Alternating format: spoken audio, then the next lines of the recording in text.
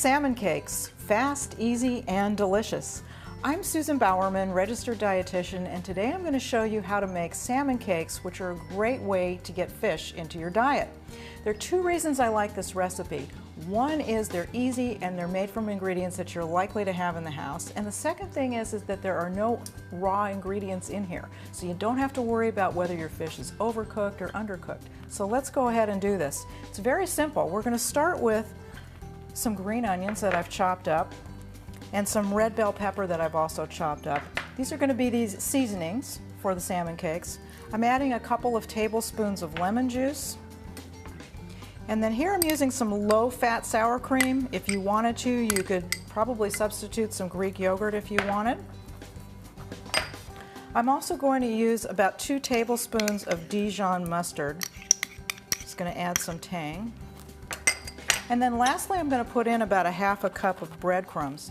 Now, if you don't want to use breadcrumbs, if you want to go without the gluten, you could use some oatmeal.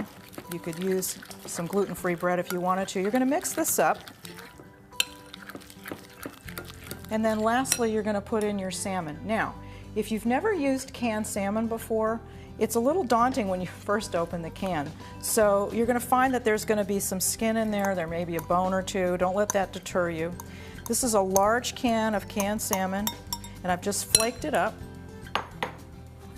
And I'm going to just blend all this together. Get everything nice and homogenized, and you can see that I've got a nice mixture here that we're going to form into patties. And again, since there's nothing raw in here, you could actually eat this just as it is if you wanted to.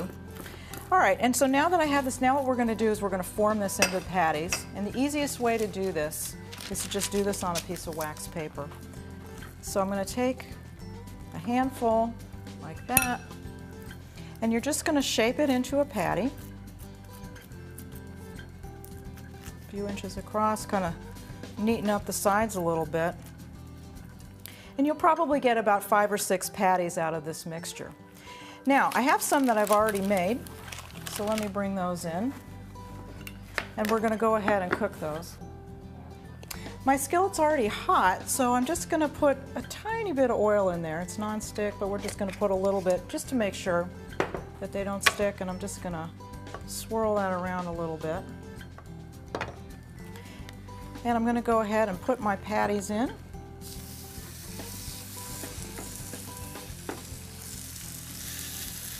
And if it starts to fall apart a little bit, just push it back together with your hand. It'll hold together. So this is going to take a few minutes until they're browned on one side, and then we'll flip them over and brown them on the other side, and we'll be all done. Okay, they're ready. They're brown on one side. I took a little peek and they look good. You're going to turn them over gently. They're still a little bit fragile. Oh, that looks great.